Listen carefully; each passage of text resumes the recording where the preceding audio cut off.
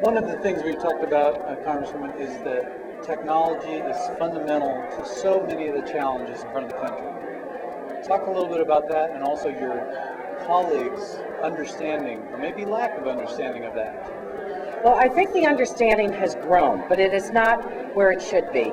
And that's why I think the two organizations merging, we're over 15 represented, we represent 1,500 companies, businesses, American businesses across our country coming to Washington and talking to members.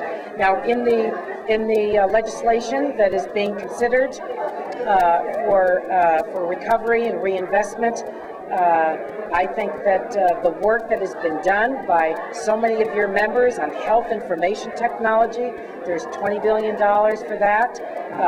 There's recognition of broadband and how important broadband is, the backbone. I mean, it's the new highway system for the 21st century. So you see, there are manifestations of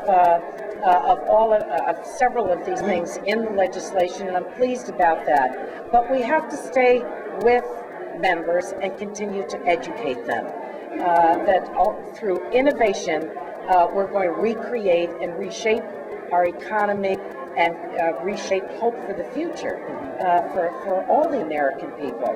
So I know that you're going to do that. Yeah, you're going to do it extra well now that you're merged. Work with champions like you to make sure we bring that message to Capitol Hill, but I think just as importantly, make sure we take that message to members when they're home with partners at the regional level to really reinforce. Well, those partnerships that you have through the councils, the grassroots, can never be, I can't overstate the case of how important they are. Members come here to vote to do their legislative work, but what goes on in their communities is what they come here to represent.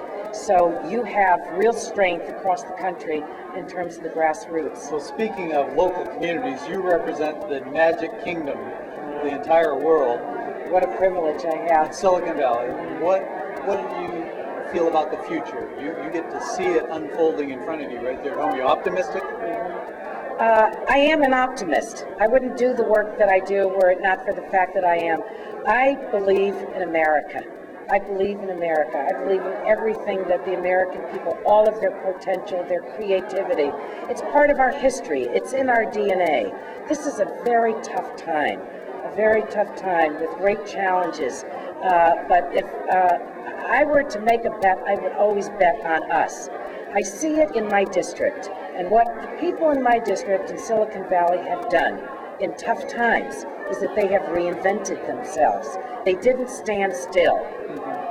So they looked for new and better ways to operate, to build, to create, and I think that's the microcosm of what America and her future is all about.